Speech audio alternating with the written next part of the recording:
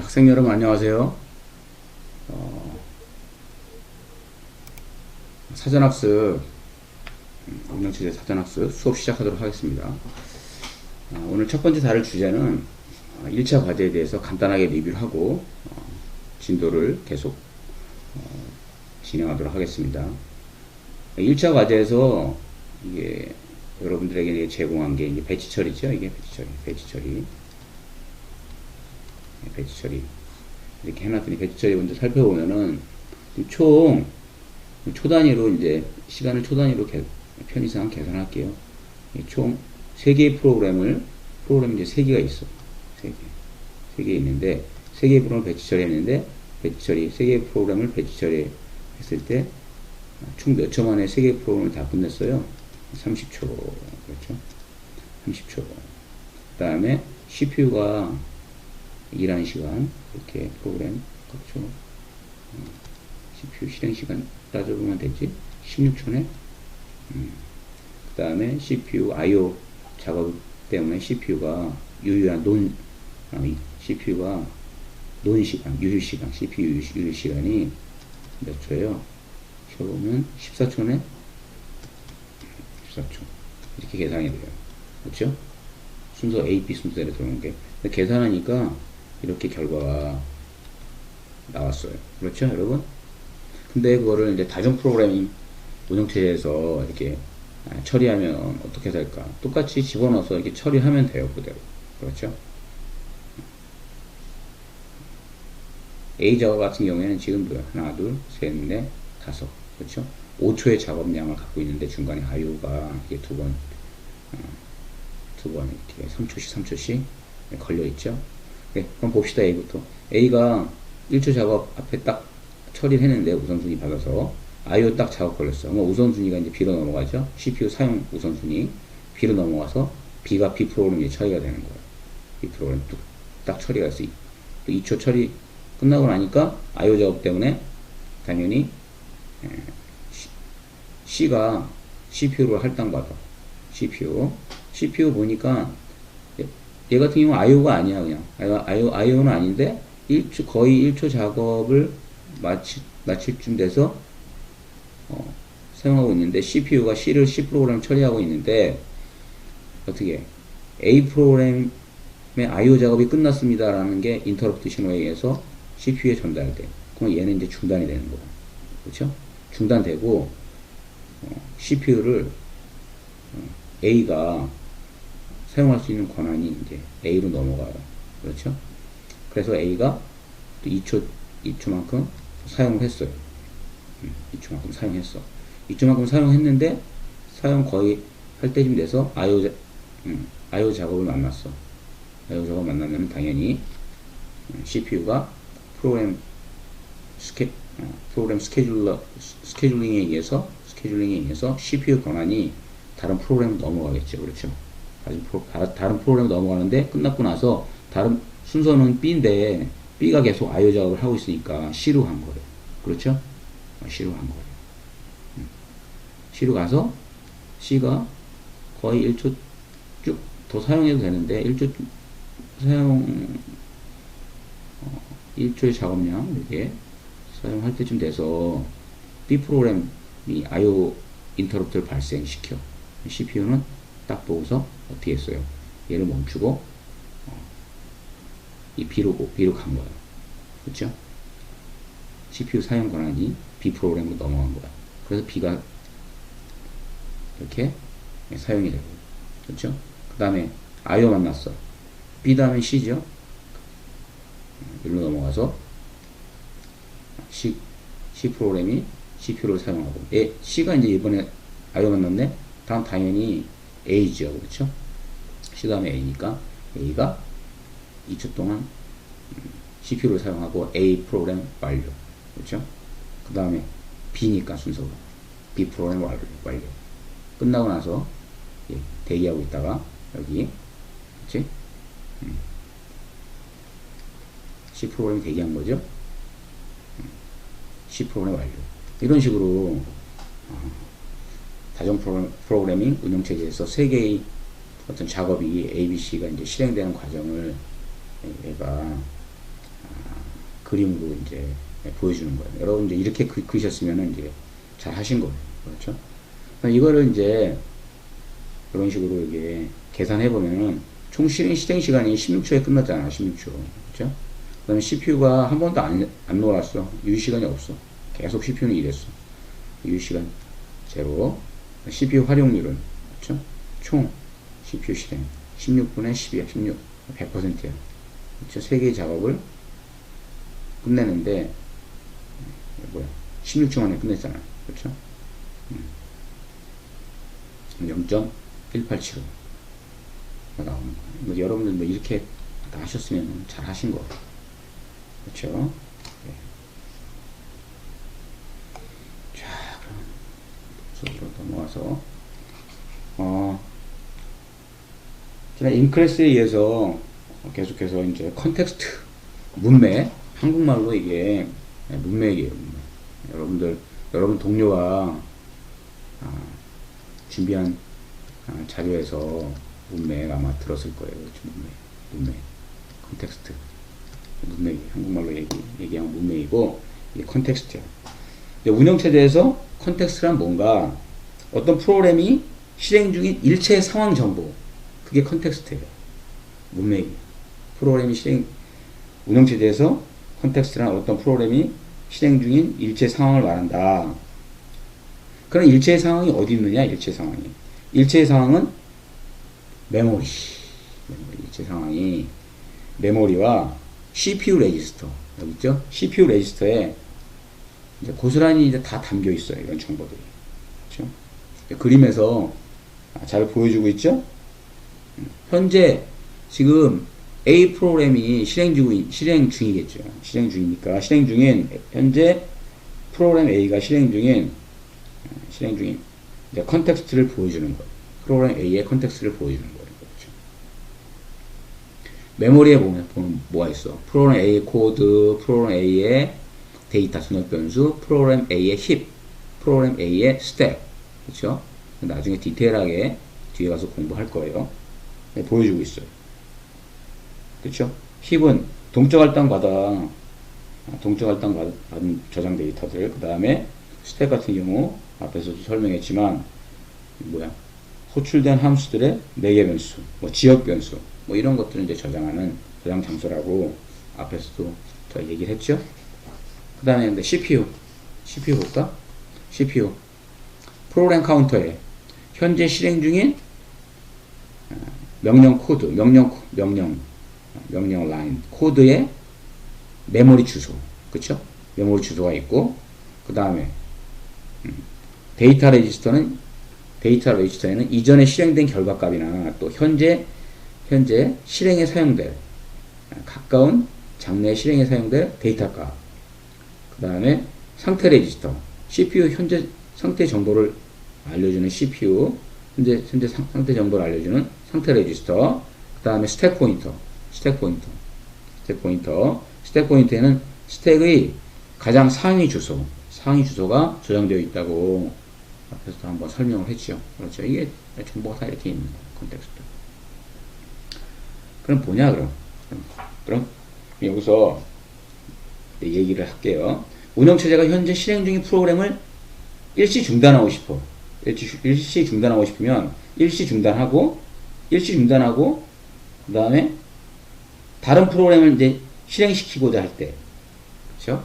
현재는 A라는 프로그램을 실행하고 있는데 얘를 일시 중단하고 B라는 프로그램을 실행하고 싶은 거예요. 그럼 어떻게 해야 돼요? 현재 실행 중인 프로그램 A의 컨텍스트를 어느 곳인가 복사해 둬야 되겠죠? 복사해 두고 나서 그런 B 프로그램이 끝나고 나서 다시 A 프로그램을 실행할 때 그거를 복사해 둔 거를 이용해야 돼요. 그렇죠. 이때는 이 메모리는 근데 그대로 있어요. 이 메모리는 그대로 있기 때문에 이 메모리에 있는 내용은 복사할 필요가 없어요. 복사할 필요가 없고 여기 있는 정보들만 복사하면 되겠죠. 그렇죠. CPU 레지스터들만 복사를 하면 돼요. 그렇겠죠.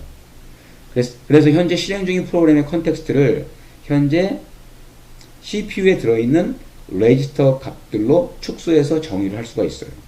그래서 어떻게 하냐면은 이렇게 하는 거예요. 이게 좀 아까 그림 보이는 거예요. 프로그램 A의 컨텍스트 사례를 보여주는 거고 이렇게 하는 거예요. 이렇게. 이게 프로그램 A에서 프로그램 B로 컨텍스트 스위칭하는 얘가 컨텍스트 스위칭하는 이 그림이에요. 도시적으로. 그렇죠? 운영체제가 프로그램 A야. 프로그램 A 실행 중인 프로그램 A를 중단시키고 프로그램 B를 실행시키는 그런 과정이에요. 그럼 현재 실행 중인 프로그램 프로그램 A니까 실행 중인 프로그램 A의 컨텍스트를 메모리 어디인가로 이렇게 저장을 하는 거예요. 그렇죠? 저장해 두고 그 다음에 프로그램 B를 실행시켜야 되니까 프로그램 B의 이제 컨텍스트야. B의 컨텍스트를 CPU로 이렇게 옮기는 거야. 이렇게. CPU로 이제 옮겼어. CPU로 옮겨. 그렇죠? 이런 거를 뭐라고 하냐? 이런 거를 일련의 과정을 컨텍스트 스위칭이라고 불러. 이런 거. 컨텍스트 스위칭이라고 불러. 컨텍스트 스위칭. 그렇죠?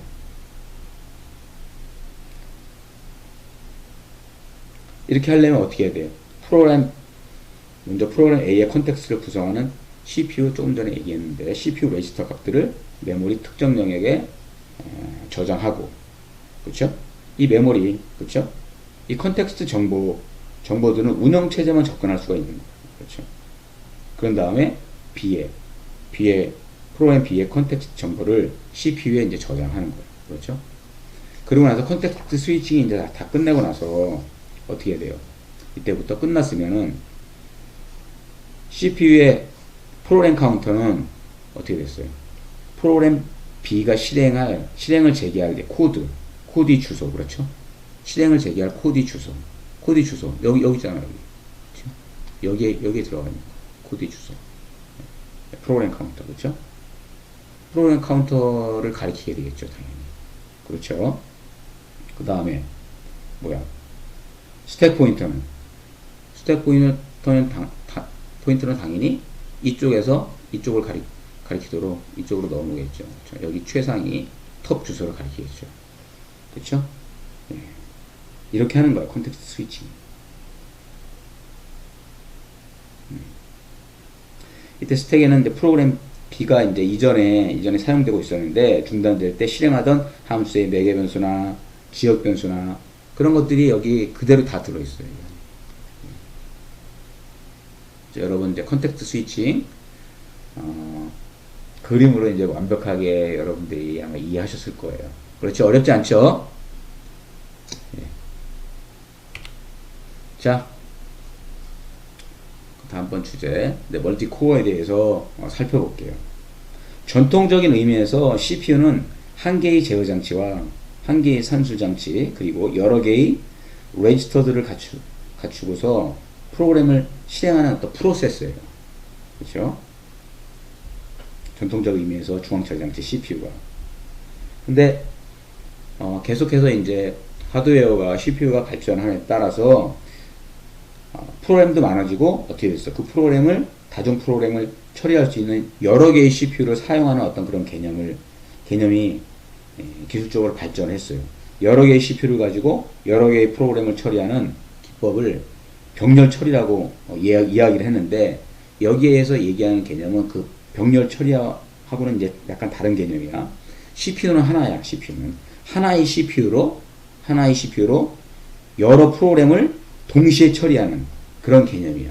그게 뭐냐면은 멀티코어 개념이에요. 멀티코어 CPU 개념이 개발이 되었습니다. 멀티코어 CPU 개념.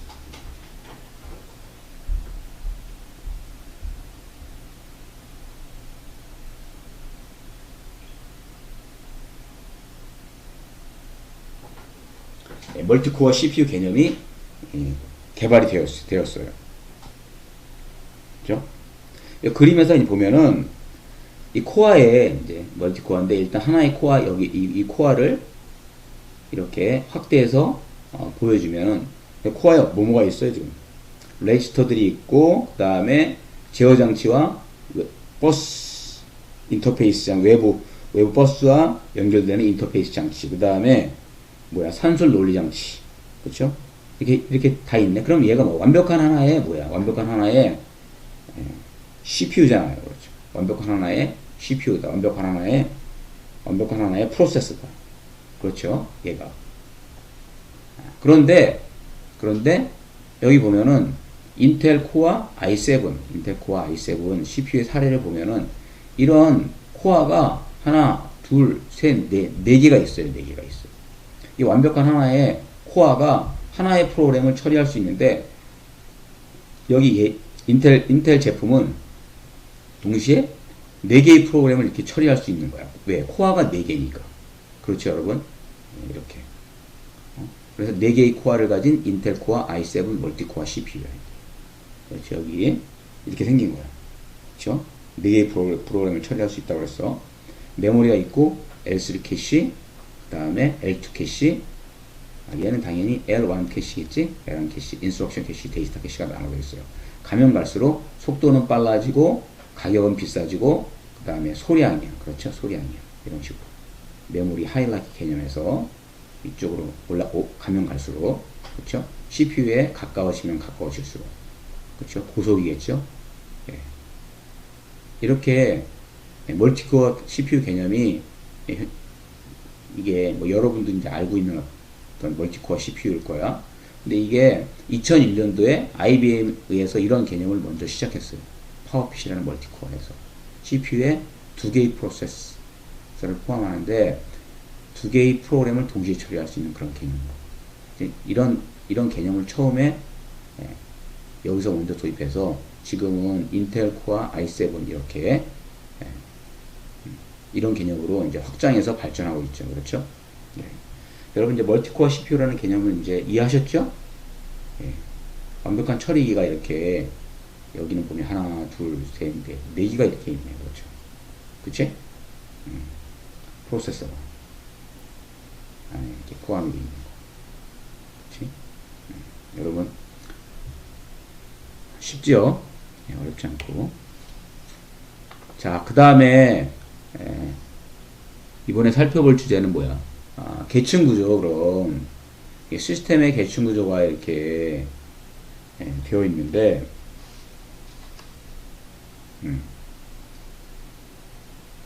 CPU 보면은 지금 뭐야? 컴퓨터 시스템 계층에 대해서 앞에서도 우리 잠깐 이런 그림 봤죠?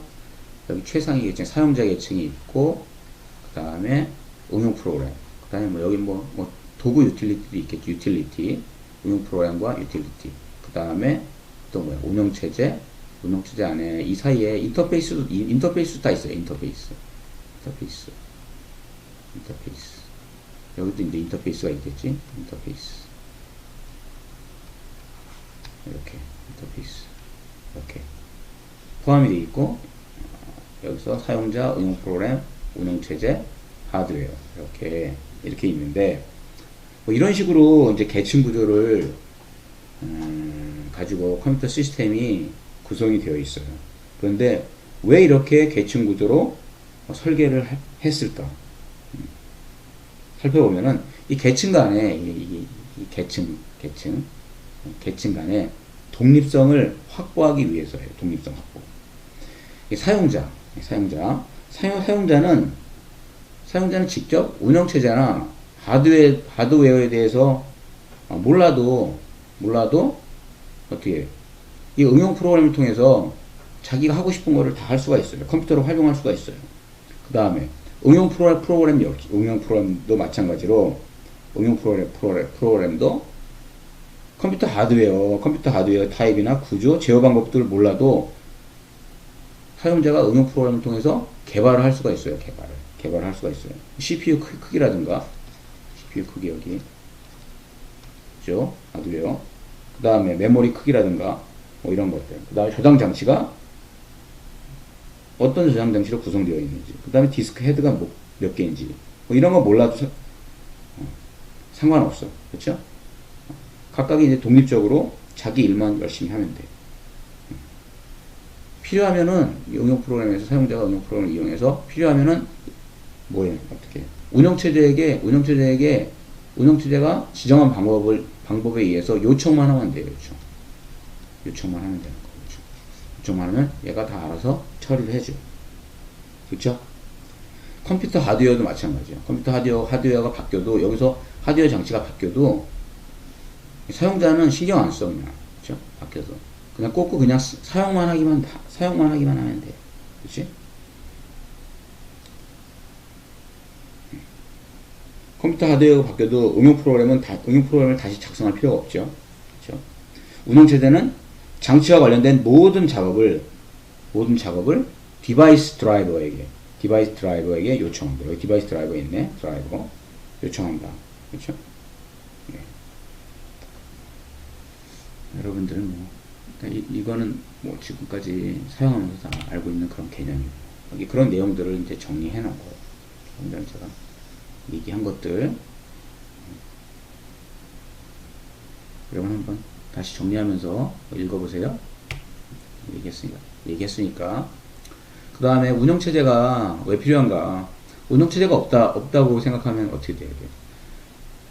초창기 컴퓨터 사용자가 직접 어떻게 돼? 하드웨어를 다 제어해야 돼. 얼마나 어렵겠어요. 그렇죠? 하드웨어에 대한 해박한 지식이 필요해. 충돌, 관리, 보안, 보안상의 굉장한 문제가 발생하겠죠. 그렇죠? 네. 운영체제가 자원에 대한 충돌도 해결해주고, 성능도 최적화시켜주고, GUI 등 인터페이스를 통해서 등등을 통해서 사용자에게 편리하게 시스템을 사용할 수 있게끔 도와줘요. 얘가 엄청나게 굉장히 많은 일을 하고 있는 거예요. 그렇죠, 여러분? 네. 자, 왜 운영체제가 필요한가? 예를 들어 설명하고 있는데 한번 간단히 읽어보고 넘어갑시다. 이거는 앞으로 계속 우리가 챕터에서 공부할 내용이에요. 두 명이 동시에 프로그램을 실행하고자 할 때 이미 어떤 프로그램이 실행되고 있는 상황에서 다른 사람이 프로그램을 실행시키고자 하면 두 개의 프로그램에 대한 스케줄링은 누가 할 것인가? 프로세스 관리. 이제 앞으로 우리가 이제 공부할 거예요. 다음 챕터에서. 그 다음에 응용 프로그램이 메모리가 필요할 때 사용 중이지 않는 메모리와 사용 중인 메모리로 나누어서 관리해야 되죠. 그 다음에 응용 프로그램이 종료하면 사용한 메모리를 회수하는 등 메모리 관리는 누가 할 것인가? 근데 메모리 관리를 하는 거야. 메모리 관리. 그렇지? 두 명의 사용자가 동시에 프린팅을 시킬 때 장치 사용자에 대한 충돌이 생기지 않게 하려면 누가 할 것인가? 장치 관리. 이게 운영체제가 이제 다양한 장치 관리. 그 다음에 데이터를 파일에 기록하려고 해요. 그럼 어떻게 돼? 하드디스크에 어느 위치에 기록해야 할지 결정해야 되죠? 운영체제가 하는 거야. 내가 기록한 디스크 위치에 다른 응용 프로그램이 사용하고 있어. 그러면 덮어쓰면 안 되죠? 덮어쓰지 못하게 하려면 누가 할 것인가? 파일 시스템 관리. 운영체제가 하는 거야. 그렇죠? 키보드에서 어떤 키, 뭐 F5, 뭐 F10, 뭐 이런 것들. 키가 입력되면 실행 중인 여러 응용 프로그램 중 어떤 응용 프로그램에게 키를 전달할지 누가 결정할 것인가? 운영체제 OS가 결정하는 거예요. 이런 걸 입출력 관리라고 하는 거예요. 그렇죠, 여러분? 자, 그럼 그다음 앞에 그림으로 우리가 살펴봤는데, 그림으로 처음에 이제 계층 구조로 이렇게 되어 있어요. 여기가 이제 OS가 이렇게 있고, 커널이 있고, 인터페이스가 있고, 뭐 드라이버가 있고, 그 다음에 하드웨어가 이렇게 있고, 각 장치가 사용자, 그 다음에 응용 프로그램, 그렇죠? OS 이렇게 되어 있어요. 간단히 한번 정리하면서 한번 봅시다. 응용 프로그램. 여러분이 사용하고 있는 응용 프로그램 뭐 있죠? 간단한 거. 자주 사용하는 거. 워드 프로세스. 그렇죠? 여기 나와 있는데, 그 다음에 웹 브라우저. 그렇죠? 사용자가 컴퓨터를 활용하도록 작성된 어떤 여러 가지 프로그램. 그 외에 뭐 여러 가지 많죠? 운영체제가 그럼 무슨 역할을 하는 거야? 운영체제 역할 중 하나는 이런 응용 프로그램이 직접 하드웨어를 접근하지 못하도록 차단하는 거예요. 차단하는 거. 그렇죠? 운영체제가 하드웨어를 완벽히 장악을 하고 있어요. 그렇죠? 그럼 왜 차단하냐? 운영 프로그램이 하나가 아니고 굉장히 여러분 컴퓨터 이렇게 파워를 온시키고 여러 가지 프로그램들을 막 이렇게 올려놓고서 이거 사용하다 저거 사용하다 막 멀티로 사용하고 있죠. 그렇죠? 운영 프로그램들 사이에 하드웨어 사용하는 데 있어서 충돌을 막기 위함이다. 충돌을 막기 위함이다. 응용 프로그램과 하드웨어 사이에 인터페이스를 누가 하냐? 운영체제가 하는 거예요. 운영체제가 하는 거예요. 그렇죠? 막 차단하는데 그럼 어떻게 하냐? 응용 프로그램이 하드웨어를 사용하고 싶어. 응용 프로그램이 하드웨어를 사용하고 싶을 때 어떻게 해야 돼? 반드시 운영체제에게 요청을 해야 돼. 운영체제에게 요청해야 돼. 그렇죠? 운영체제가 대신해서 하드웨어를 조작해줘. 유일한 요청 방법은 시스템 콜이에요. 시스템 콜을 통해서만 사용할 수가 있어. 그렇죠? 시스템 콜을 통해서만 사용할 수 있다. 시스템 콜을 통해서만 사용할 수가 있다. 응용 프로그램과 하드웨어 사이의 인터페이스 역할을 운영체제가 하는 거예요. 그렇죠? 응용 프로그램의 실행 순서를 제어하고 OS가 응용 프로그램들 사이에 통신을 중개하고 이런 역할을 한다. 고 아시면 돼요. 그 다음에 운영체제와 사용자의 관계예요. 사용자의 관계는 사용자는 응용 프로그램을 통해서 컴퓨터를 사용해요. 여러분들 또 탐색기, 메모장, 그렇죠? 사용하죠? 그 다음에 또 뭐 사용해? 그 다음에 또 많지 뭐. 탐색기하고 메모장, 그 다음에 또 뭐 있어? OS가 직접 제공하는 거. 뭐 디스크 관리 뭐 이런 것도 다 하죠? 그쵸? 기타 등등 뭐 여러 가지인데, 사용자에 대한 운영체제 역할. 사용자가 하드웨어에 관한 지식이 없어도 컴퓨터를 쉽게 다룰 수 있어요. 그렇죠? 컴퓨터를 쉽게 다룰 수가 있어. GUI 등 최신의 인터페이스가 굉장히 많이 발달했죠. 처음에는 커맨드 명령, 그냥 라인 바이 라인 커맨드 명령이었었는데 굉장히 발전했어요. 음성 인터페이스까지 여기 나오네. 사용자는 하드웨어를 설치하거나 변경하는 사용자가 하드웨어를 설치하거나 변경하는 것에 도움을 준다. 이거 같은 경우에는 하드웨어 설치하면 그냥 꽂아서 사용하면 돼. 그게 운영체제 때문에 가능한 거예요. 운영체제가 계속 발달했기 때문에. 그 다음에 이거 얘기했고, 굉장히 편리하게 인터페이스가 계속 발달을 하고 있다. 그렇죠? 예. 그 다음에 사용자가 컴퓨터를 아주 쉽게 사용할 수 있도록 여러 가지 유틸리티를 이제 제공하는데, 윈도우 탐색기, 작업관리제, 메모장도 얘기했고, 리눅스 쉘 뭐 이런 거, 사용자 계정 관리, 뭐 이런 것들, 그렇죠? 운영체제가 굉장히 이제 발전했기 때문에 사용자가 쉽게 컴퓨터를 쉽게 사용할 수가 있어요. 아주 편하게. 그치? 쉬운 내용이지 뭐. 상식적인 내용이니까 여러분들 쉽게 이해할 수 있을 거고. 그 다음에 하드웨어 관계를 간단하게 정리해보면, 하드웨어. 여러분들 보면은, 하드웨어를 이제 직접 제어하는 것은 전적으로 운영체제가 하는 일이라고 얘기를 했는데, 응용 프로그램에서 여러분 프로그램에서 이거 응용 프로그램 시어너 헬로라고 시어너 처음 배울 때 이거 타이핑 하죠? 그러면은 우리 모니터에 헬로라고 출력이 되잖아요. 이거 누가 하는 거냐? 이거 출력하는 역할. 응용 프로그램에서 이렇게 헬로라고 찍으면 출력하는 역할. 운영체제가 한단 말이에요. 운영체제가 하는 거예요. 그 다음에 운영체제 스캔F. 시어너에 스캔F 있죠. 응용 프로그램, 시어너. 스캔F 하면 키보드로 이게 문자 입력 받는 거잖아요. 함수잖아요. 그렇죠? 문자를 입력받아. 이런 일을 누가 해? 받을 수 있게 하는 거. 운영체제가 하는 거야. 키보드에서 문자 입력 받을 수 있게 하는 그런 기능. 운영체제가 하는 거야. 그렇죠? 이해하시죠? 사용자와 응용 프로그램 사이의 응용 프로그램과 하드웨어 사이의 중개자 역할을 한다. 하드웨어를 전적으로 하드웨어 하드웨어 제어는 운영체제의 어떤 그런 기능이다. 운영체제 역할이다. 그렇죠? 이그젠플로 이렇게 몇 개 있는데 하드디스크에서 파일을 읽거나 쓰고 그 다음에 마우스 클릭하고 키보드 입력받고 네트워크를 통해서 데이터 전송 수신 그 다음에 디스플레이 장치 텍스트 이미지 그래픽 등 출력하는 것 운영체제가 한다.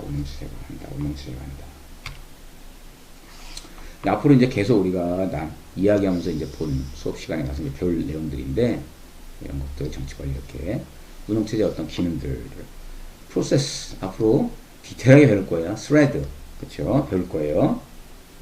그러면 정의도 뒤에서 할 건데 디스크에 저장된 프로그램이 메모리 적재되어 실행될 때 뭐라고 해요? 프로세스라고 그러잖아요. 그렇죠? 프로세스라고 부릅니다. 근데 프로세스는 자세하게 할 건데 여기 한 번만 나왔으니까 한번 얘기하고 넘어갈게요. 프로세스는 한 개 이상의 스레드로 구성이 되어 있어요. 그렇죠? 그래서 여기서 보면은 프로세스가 실행 단위가 아니야. 그렇죠? 운영체제에 의해서 스케줄되고 다루어지는 실행 단위는 스레드야. 그렇죠? 프로세스 스레드의 실행, 일시 중단, 종료, 스케줄링, 컨텍스트 스위칭, 동기화 운영체제에 의해서 하는 역할이야. 그 다음에 메모리 관리 프로세스나 스레드에게 메모리 할당하고 메모리 반환하고 다른 프로세스로부터 메모리 보호한다. 그 다음에 메모리를 하드디스크 영역까지 확장하는 가상 메모리 기술을 가상 기억 장치, 그다음에 파일 관리, 시스템 관리, 파일 생성, 저장, 읽기, 복사, 삭제, 이동, 파일 보호, 장치 관리, 키보드, 마우스, 프린터, 입출력 장치, 하드디스크 장치, 저장 장치 제어, 입출력 장치 관리, 그다음에 사용자 인터페이스 제고, 그렇죠? 네트워킹, 보호와 보호 이런 것들 외부 공격으로부터 차단하는 것 이런 기능을 운영체제가 한다라는 걸 정리해두고 앞으로 이제 공부할 거예요. 자, 물 한 모금 먹고 와서 계속 할게요.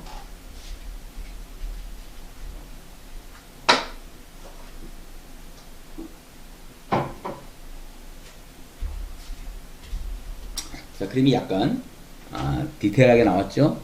네, 디테일하게 나왔어요. 자, 운영체제와 커널. 자, 여기서 보면은 이게 커널은 운영체제 핵심 기능을 모아놓는 거야. 좁은 의미의 운영체제야, 커널이. 좁은 의미의 운영체제야. 커널 있잖아, 그쵸? 커널 있고, 거기 커널 함수도 있는데, 이것도 뒤에 나와요, 디테일하게. 커널 코드. 각각의 커널 코드야. 커널이 있고. 보면은, 여기 보면은, 시스템, 일반 응용 프로그램이 시스템 호출에 의해서, 커널에 접근하네, 그쵸? 그쵸? 막, 커널에 접근 못한다고 그랬죠? 마찬가지로, 커널 함수들도, 여기, 드라이버, 그쵸? A에 통해, 드라이버가 있네? 그쵸? 그 다음에, 맨 밑에 하단에 컴퓨터 하드웨어가 이렇게 있어요. 그렇죠? 운영체제 핵심 부분. 좁은 의미의 운영체제. 이제 커널이에요. 이 커널은 컴퓨터 시스템이 부팅한 다음에 메모리에 상주하는 이제 코드와 데이터를 얘기해요. 부팅 후 커널. 부팅 후 메모리에 상주한다. 코드와 데이터다. 부팅 후 메모리에 상주하는 코드와 데이터다. 그 다음에 CPU, 커널이 CPU 메모리, 캐시 메모리 등 컴퓨터 자원을 직접 제어하고 커널이 프로세스 실행과 중단, 파일 시스템 관리, 그 다음에 기타 등등 운영체제의 핵심 기능을 실행하는 코드다.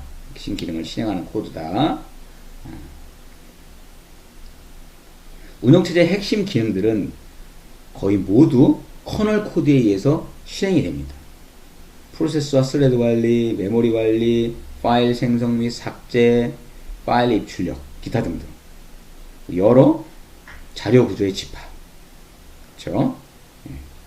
사용자가 직접 접근할 수 없는 것들. 그렇죠? 이런 것들을 누가 하냐? 이런 것들을 커널이 합니다. 이런 커널 기능을 이용하려면 응용 프로그램은 반드시 뭐야? 시스템 호출. 응용 프로그램 반드시 시스템 호출을 통해서만 사용할 수가 있어요. 반드시 시스템 호출을 사용해야 된다. 시스템 호출을 통해서만 커널 코드를 사용할 수 있어요. 그 다음에 여기 보시면 도구 프로그램과 GUI가 있죠. 요즘 윈도우 같은 경우에 운영체제 윈도우를 이제 깔면 사용자가 바로 도구 프로그램을 이용할 수가 있는데, 이런 도구 프로그램 컴퓨터를 편리하게 사용할 수 있도록 제공하는 어떤 툴이잖아요. 그렇죠? 윈도우의 경우에 뭐 바탕화면 있고, 그다음 GUI, 그다음 명령창도 우리 사용할 수가 있죠. 그다음에 또 작업관리자 있고, 그다음에 또 제어판 여러분들, 그렇죠? 이런 것들이 이제 도구 프로그램이에요. 도구 프로그램.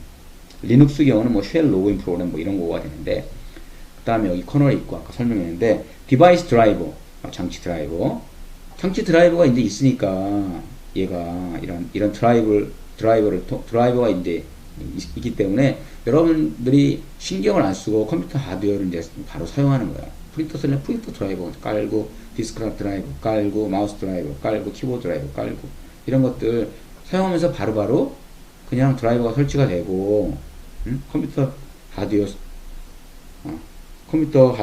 장치 사면은 드라이버 같이 이제 드라이버를 제공하는 거가 있고, 컴퓨터 OS를 깔면은 자동적으로 이제 드라이버가 깔리는 것들도 있고, 그렇죠?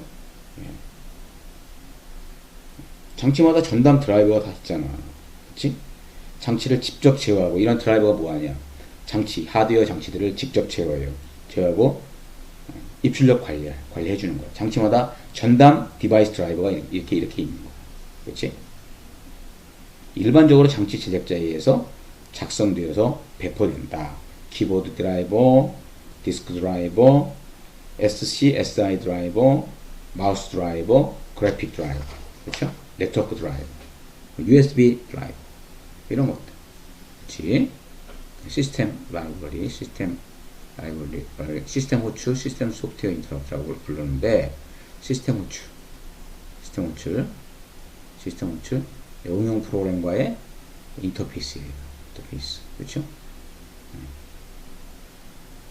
그 어떤 저자는 이렇게 OS 안에 시스템 호출도 이제 다 이제 포함을 시키는 저자도 이제 있어요.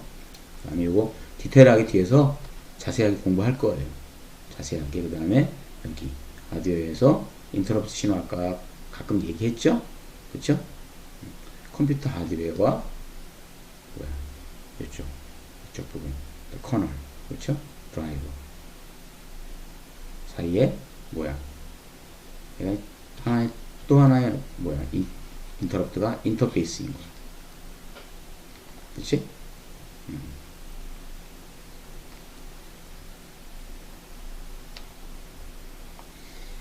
이 그림을 이제 여러분들 일단 한번 보셨으니까 봅시다. 여기 뭐 다른 앞에서 살짝 얘기한 거 이그젠플로 보여주는데, 도구 소프트웨어 컴퓨터 윈도우 깔면은 여기 운영체제 깔면은 이거 제공하는 거잖아. 그렇죠? OS에서 작업관리자, 디스크 정리 툴 같은 거, 작업관리자 이게 쭉 있고, 디스크 정리 툴, 이런 것들이 이제 툴이야. 도구 소프트웨어야. 그렇지?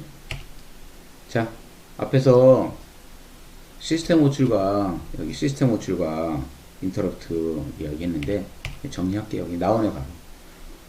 운영체제 커널 인터페이스, 시스템 호출과 인터럽트다. 정리하고 갑시다. 커널이 제공하는 두 개의 인터페이스가 시스템 호출, 응용 프로그램과의 인터페이스, 시스템 호출. 얘는 하드웨어와의 인터페이스. 커널이 제공하는 두 개의 인터페이스야. 그렇죠? 여기 있고, 시스템 호출부터 봅시다. 시스템 호출. 커널과 응용 프로그램 사이의 인터페이스다. 여기 정리가 되어 있네. 커널과 응용 프로그램 사이의 인터페이스다. 응용 프로그램에서 커널 기능을 사용할 수 있는 유일한 방법이에요. 쭉 정리되어 있네. 응용 프로그램에서 커널 기능을 사용할 수 있는 유일한 방법. 그렇죠? 이게 근본적인 이유가 있어요. 근본적인 이유는 커널이 있는 메모리에 접근할 권한이 없어요. 응용 프로그램이 커널 영역에 접근을 할 수가 없어요.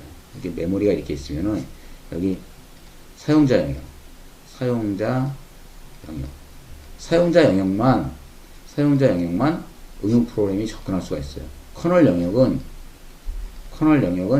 접근 자체를 할 수가 없어요. 그렇죠? 그래서 운영체제는 패키지를 통해서 응용 프로그램을 대신해 커널 함수에 접근하는 시스템 호출 라이브러리를 통해서 여기 시스템 호출 라이브러리잖아. 시스템 호출 여기 있네. 라이브러리를 통해서 다양한 시스템 호출 함수를 제공한다. 그렇죠? 시스템 호출 라이브러리는 운영체제 패키지에 포함되어 있어요. 운영체제 패키지에 포함되어 있고 응용 프로그램이 시스템 호출 과정을 통해 커널 코드 기능을 불러 활용할 수 있도록 하는데 목적이 있다. 누구의 목적? 시스템 호출의 목적이야. 시스템 호출의 목적은 뭐냐? 응용 프로그램이 시스템 호출 과정을 통해서 커널 코드 기능을 활용할 수 있도록 하는데 목적이 있다.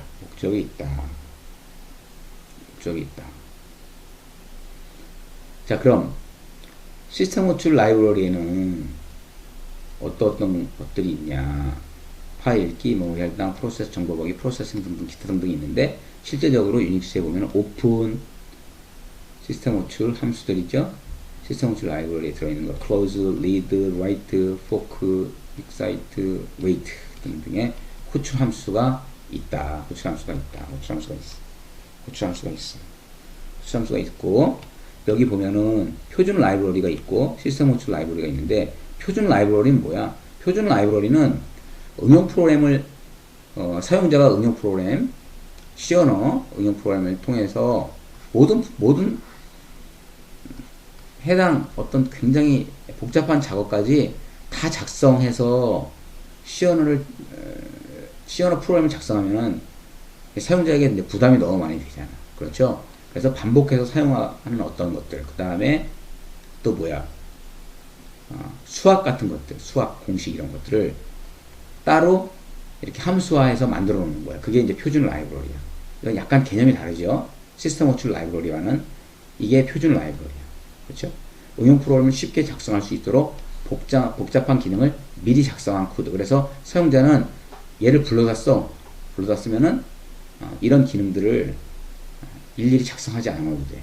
얘가 printf, 그 다음에 abs 이런 것들. 운영체제 커널 기능과 무관한 거예요. 응용 프로그램은 표준 라이브러리 함수를 함수 호출, 펑션 콜 방법으로 사용한다. 그렇죠? 두 개.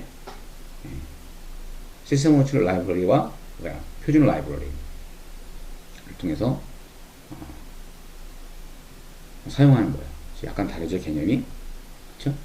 그 다음에 앞에서 얘기한 인터럽트, 시스템 호출 얘기했으니까 인터럽트에 대해서 정리합시다.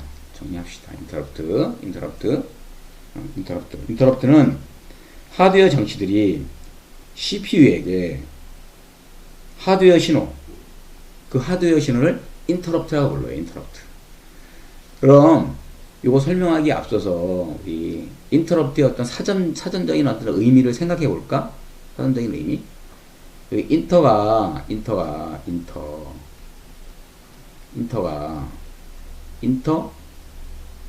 접도죠? 러프트가 붙은 건데 인터 붙은 우리 인터내셔널 어떤 한 나라 이렇게 막 모아 있는 거를 뭐라고 해? 나라 이런 것들을 인터내셔널이라고 불러요. 인터내셔널 국제적인 나라가 많이 모여 있으면 뭐 국제적인 거죠. 그렇죠? 그 다음에 이제 농구 게임을 하는데, 게임을 해. 선수가 공을 막 몰고 가는데, 선수가 볼을 이제 몰고 가는데, 다른 선수가 이 공을 싹 뺏었어. 그쵸? 몰고 가고 있는데 중간에 끼어서. 이런 걸 뭐라 그래? 인터셉트라고 부르죠. 인터셉트. 인터럽트는 CPU가 A라는 프로그램을 쭉 사용을 했어. 사용을 하다가 어떤 다른 프로그램이야. 함수라고 쳐. 이 프로그램을 쭉 처리하다가 다시 끝났어. 이렇게. 그래서 다시 처리하는 거야. 이렇게. A라는 프로그램을 다시 처리하는 거야. 이런 과정을 어떤 B에 처리하는 거야. 이런 과정을 이렇게 하다가 다른 데 가서 중간에 끊긴 거잖아요. 그렇죠? 이런 것들을 쉽게 얘기해서 인터럽트에 대한 어떤 인터럽트 서비스 루틴이라고도 불러요. 만약에 이런 게 하드웨어적으로 이제 오면은 이런 게 B 프로그램이 만약에 하드웨어적인 어떤 요청에 의해서 온다. 콜이 된다. 그러면 이런 게 인터럽트 서비스 루틴이 되는 거예요. 다시 끝나고 나서 다시 CPU가 본래의 프로그램을 처리하는 거죠. 그렇죠? 이런 개념은 이제 인터럽트 사전적인 개념을 이제 설명을 했고, 자, 인터럽트 계속해서 아까 했죠. 하드웨어 장치들이 CPU에게 하드웨어 신호를 물리적으로 발생시켜 입출력 완료, 그 다음에 타이머 완료 등을 CPU에게 알리는 방법이다. 이게 정리가 됐네. 정리가 됐다. 그 다음에 CPU가 인터럽트 신호를 받게 되면 현재 하던 일을 멈춰요. 현재 하던 일을 멈추고 인터럽트 요청을 처리하는 코드를 실행해요. 마찬가지죠? 마찬가지죠. 코드를 실행해요. 이 코드를 인터럽트 서비스 루틴이라고 부른다. 인터럽트 서비스 루틴이라고 부른다. 커널과 하드웨어 장치 사이의 인터페이스. 이게 커널과 하드웨어 장치 사이의 인터페이스 역할을 누가 한다? 인터럽트가 하는 거야. 인터럽트가 하는 거. 하드웨어 장치들이 입출력 완료, 타이머 완료 등을 CPU에게 알리는 하드웨어적인 방법이다. 하드웨어적인 방법이고, 인터럽트를 알리는 하드웨어 신호가 직접 CPU에게 전달이 돼요. CPU에 전달되고, 여기 인터럽트가 발생하면, 그러면 인터럽트가 발생하면 CPU는 하던 일을 멈추죠. 하던 일을 멈추고 인터럽트 서비스 루틴을 실행한다. 그럼 인터럽트 서비스 루틴은 대부분 디바이스 드라이버 내에 있다. 아까 디바이스 드라이버 우리 그림으로 봤죠? 예, 디바이스 드라이버 내에 있다. 디바이스 드라이버 내에 있다. 그렇죠? 여기 읽어보시고, 인터럽트 서비스 루틴은 커널 영역에 적재한다. 아까 여기 서비스 루틴, 인터럽트 서비스 루틴, 커널 영역에 서비스 루틴이 이 안에 있다고 그랬죠? 커널 영역에 적혀 있잖아요. 그렇지? 인터럽트 서비스 루틴이 실행을 마치면 하던 작업을 계속한다. 인터럽트. 어떤 것이 인터럽트 활용인가 이제 예를 보여주는데, 운영체제가 하드웨어 장치에게 지시한 입출력 작업이 완료, 예고 없는 네트워크, 데이터 처리, 키보드나 마우스의 입력, 부족한 배터리 경고, 장치와 관련된 모든 이벤트 처리, 이게 인터럽트 처리를 이용하는 거예요. 여러분들 이제 이해하셨을 거예요. 그렇죠? 자, 그 다음에 이번 장에서 다룰 주제는 커널과 시스템 호출에 대해서 이거 본 장에서 자세하게 다룰 거예요. 커널과 시스템 호출에 대해서 간단하게 공부를 한번 해봅시다. 자, 커널과 시스템 호출에서 응용 프로그램의 어떤 자원 접근 문제부터 우리가 이제 공부를 합시다. 이전에 마이크로소프트사에서 개발한 MS-DOS, 마이크로소프트 디스크 오퍼레이팅 시스템 이전의 어떤 커맨드 명령에 의해서 사용자가 사용자가 사용하던 그런 운영체제, MS-DOS와 같이 그런 단일 사용자, 단일 프로세스 운영체제를 이제 사용하던 시절, 저는 이제 MS-DOS부터 이제 사용하던 세대예요. 시절에는 시스템에 한 번에 하나의 응용 프로그램만 실행하면 돼. 그렇죠? 그러면 응용 프로그램이 컴퓨터 자원에 대한 접근을 막을 필요가 이제 없어, 그 당시에. 그렇죠? 근데 오늘날에는 어떻게 돼? 오늘날 운영체제는 다중 프로그래밍 운영체제야. 그렇죠? 다중 프로그래밍 운영체제이기 때문에 다수의 응용 프로그램이 한 컴퓨터에 동시에 접근해서 사용해요. 그렇죠? 여기 나오네. 다수의 응용 프로그램이 한 컴퓨터에 동시에 접근해서 동시에 실행한단 말이에요. 그렇죠? 그럼 다수의 응용 프로그램이 한 컴퓨터에 동시에 실행하면 문제가 발생하는 거예요. 응용 프로그램이 직접 컴퓨터 자원에 접근하면 어떻게 돼요? 충돌하는 문제, 충돌. 그렇죠? 그 다음에 훼손 문제가 발생. 그 다음에 다중 응용 프로그램이 적재된 메모리를 훼손할 수 있어요. 다른 프로그램이 사용하던 메모리를 훼손할 수가 있고, 그렇죠? 그 다음에 다른 응용 프로그램이 만든 파일을 삭제하거나 또 훼손할 수가 있어요. 이런 것들 나오는 거죠. 응용 프로그램이 커널이 적재된 영역을 침범해서 훼손할 가능성도 생겨요. 그렇죠? 그래서 자원 접근하는데, 그래서 해결 방안은 뭐냐? 응용 프로그램의 자원 접근을 불허하는 거예요. 불허하는 거. 자원에 대한 불허하고 자원에 대한 모든 접근을 커널에게만 부여하는 거야. 커널에. 응용 프로그램이 직접 자원을 액세스하지 못하도록 차단하고 그런 기능을 커널에게만 부여하는 거야. 커널에게. 자원에 대한 모든 접근을 커널에게만 부여한다. 구체적인 해결 방안이 여기 나오네. 구체적인 해결 방안이 메모리 공간을 사용자 공간과 커널 공간으로 메모리 공간을 완벽하게 분리를 해버리는 거예요. 분리해서 응용 프로그램은 사용자 공간에 적재하는 거예요. 그 다음에 커널은 커널 공간에만 적재할 수 있도록 하는 거예요. 응용 프로그램은 사용자 공간에 적재하고, 커널은 커널 공간에만 적재하고, 그 다음에 CPU 실행 모드도 사용자 모드와 커널 모드로 완벽하게 분리를 해요. 그래서 응용 프로그램은 어디서? 응용 프로그램은 사용자 모드에서만 실행할 수 있어요. 응용 프로그램은 사용자 모드에서만 실행할 수 있고, 커널 코드는 커널 모드에서만 실행한다. 사용자 공간에서 커널 공간의 코드를 직접 접근하지 못하게 하기 위해서 사용자 모드에서 커널 코드를 접근하면 응용 프로그램은 강제 종료되게 만들어 놨어요.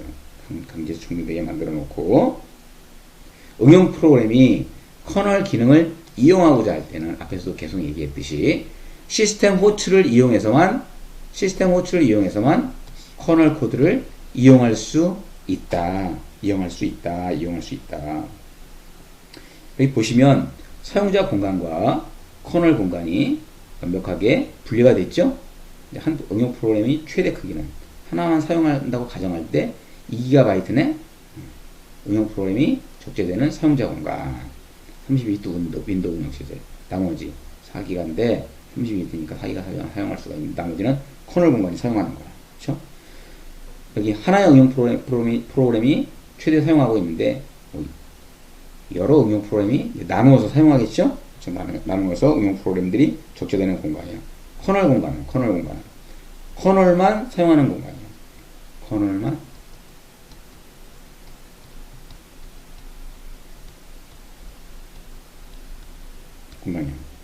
커널 코드, 여기 뭐야? 커널 코드, 그 다음에 커널 데이터, 그 다음에 이런 것들. 그렇죠? 커널 공간. 그 다음에 또 뭐야? 디바이스, 아까 이거 디바이스 드라이버, 디바이스 드라이버도 여기 들어가겠죠? 당연히 아까 그림 봤죠? 우리 여러분? 디바이스 드라이버. 이 디바이스 드라이버 커널 공간 있잖아요. 그렇죠? 디바이스 드라이버. 디바이스 드라이버 등 이런 것들. 커널에 의해서 베타적으로 사용되는 공간이다. 이거는 이제 리눅스는 사용자 공간이 더 크네요. 커널 공간이 더 작고 사용자 공간이 더 커서 더 많은 인용 프로그램이 적재돼서 사용할 수 있겠네. 그렇죠, 여러분? 예. 이렇게. 그렇지? 사용한 거 이렇게 해놨는데 사용자 공간 모든 한번 읽어보고 갑시다. 정리해놨는데 모든 응용 프로그램들이 나누어 사용하는 공간. 그렇지? 사용자 공간, 커널 공간, 커널만 사용할 수 있는 공간, 커널 공간, 커널 코드, 커널 데이터, 커널에 의해서 베타적으로 사용되는 공간, 디바이스 드라이버. 아까 그림 봤죠? 분리유. 커널 코드와 데이터를 악의적으로 악의적인 응용 프로그램이나 코딩 실수로부터 지키기 위함이다. 그렇죠? 자, 사용자 응용 프로그램이 실수로 혹은 악의적인 개발자가 고의적으로 커널 코드와 데이터를 훔쳐오거나 회방하는 것을 막기 위해서다.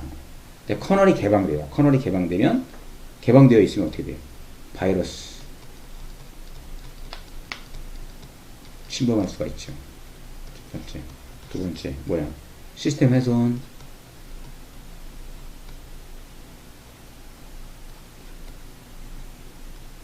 세 번째, 시스템 중단될 수가 있어요. 이런 심각한 문제가 발생이 될 수가 있는 거예요. 발생이 될 수가 있다. 발생이 될 수가 있고, 자, 그 다음에 사용자, 여기 보면은, 여기 이제 사용자 공간에, 여기 사용자 공간에, 이 사용자 공간에 뭐가 있어, 사용자 공간. 이 사용자 공간은 사용자 주소 범위, 여기 주소 범위가, 이 같은 경우에, 0000, 1바이트, 하나의 주소가 이렇게 있는데, 7FFF, FF 이렇게 있네. 사용자 공간이 이렇게 있어. 이 사용자 공간 안에 뭐가 있는 거예요? 사용자 공간 안에. 예. 응용 프로그램이 이 사용자 공간을 넘었으면 어떻게 돼요? 바로 종료되겠죠? 그렇죠? 예. 4GB의 주소 공간이 되어 있는데, 예. 이 사용자 공간은, 이런 사용자 공간은 실제 공간이 아니에요. 사용자 공간은. 예. 사용자 공간은 실제 공간이 아니고, 이건 가상 공간이다. 가상 공간이고, 가상 공간을 매핑 함수에 의해서 실제 메모리로 매핑하는 거예요. 여기는 이제 우리가 논리적으로 우리에게 이제 보여주는 거예요. 혼자 이렇게 독점하는 것처럼 이렇게 보여주는 거예요. 이렇게. 예.